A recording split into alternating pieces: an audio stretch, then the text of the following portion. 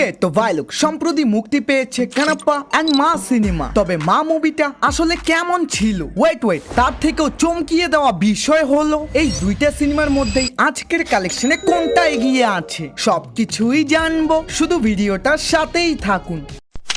প্রথমেই কথা বলি কানাপ্পা মুভিটা নিয়ে। ভাই সত্যি বলতে এটা কোনো মুভি না, আমাদের সবার জন্যই একটা বরদান যে আসলে কোন সিনেমা দেখা উচিত আর কোনটা না।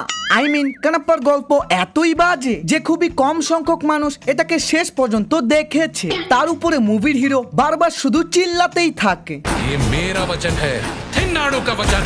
আহা এক দুইবার বলেনি, এই সেম ডায়লগটাই মুভিতে 10 থেকে 15 বার রিপিট করতে থাকে। ভাই এই পর্যন্ত আমার শরীর থেকে আত্মা বের হয়নি, কিন্তু যখনই ভিলেনের এন্ট্রি হয় ও ভাই এই বান্দা না পারতেছে ঠিক মতো অভিনয় করতে, আবার পরিচালকও তাকে ওইরকম ভয়ঙ্কর ভাবে প্রেজেন্টই করতে পারেনি। এন্ড ভিএফএক্স মাশাআল্লাহ, আদিপুরুষের ভিএফএক্সও আপনার ভালো লাগা শুরু করবে, বিকজ মুভির ভিজুয়াল কোয়ালিটি খুবই লো কোয়ালিটির, কখনো দিন হচ্ছে তো কখনো আবার রাতও হয়ে যাচ্ছে, মানে লজিক ওটা আবার কি জিনিস। ওয়েট যারা জানেন না তাদেরকে বলি, কানাপ্পার ডিরেক্টর মুকেশ কুমার সিং, যিনি এর আগে টেলিভিশনে কাজ করত। ওই যে 2012-13 সালের মহাভারত খুবই জনপ্রিয় হয়েছিল না, ওটাকে আর কেউ না ইনি বানিয়েছিল। তাই তো টিভি থেকে সিনেমায় এসে পুরো মুভিটারই মা বোন এক করে দিল।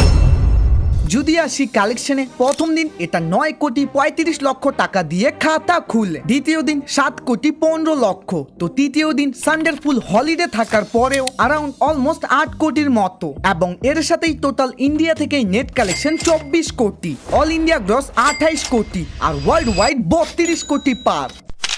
এখন কথা বলি মা মুভিটা নিয়ে। ভাই অজয় দেবগনের শয়তান ইউনিভার্সের এই নতুন মুভি কি সত্যি ভালো ছিল? ওয়েল শুরুতেই হালকা একটু গল্পের সম্পর্কে বলি। মূলত গল্প হলো ওয়েস্ট বেঙ্গলের চন্দ্রপুরে, যেখানে একটা দৈত্য ছোট বাচ্চাদের তুলে নিয়ে যায়, স্পেশালি মেয়েদের। তবে এর মধ্যেই মুভির লিড ক্যারেক্টার কাজলের মেয়েকেও একবার তুলে নিয়ে যায়, এন্ড এক্স্যাক্টলি এখান থেকেই মুভির আসল গল্প শুরু হয়, যে সে কিভাবে তার মেয়েকে বাঁচাবে এবং ওই দৈত্যটা আসলে কে। আই মিন সোজা কথায় মুভির গল্প খুবই সিম্পল, যা দেখতে কোন রকম ভালোই লাগতেছিল, বাট এর মধ্যেই মেকাররা সব থেকে বড় ভুল করে এআই ব্যবহার করে। মানে ভাই মুভিতে আগের হিস্ট্রির ব্যাপারে বলা হচ্ছে, যা মুভির জন্য খুবই ইম্পর্টেন্ট, কিন্তু যেভাবে এআই সাহায্য নিয়ে ভিজুয়াল গুলো তৈরি করেছে, সত্যি বলতেছি ওগুলো দেখতে টোটালি ডিসঅ্যাপয়েন্টেড লাগতেছিল। তার উপর এই মুভির ভিএফএক্স, ভাই আমি মুভিটা শুরু থেকে শেষ পর্যন্ত দেখেছি, তবে তারপরও প্রপার একবারও কোনো হরর ফিলই পেলাম না। হ্যাঁ লাস্টের ক্লাইম্যাক্সের ফাইটটা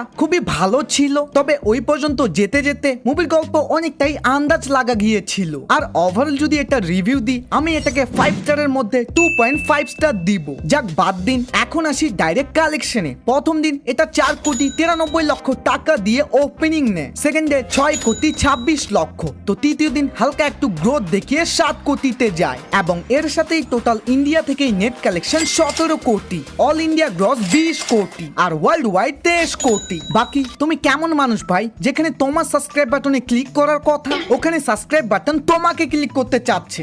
আই মিন ক্লিকটা করে ফেল ভাই। বাই।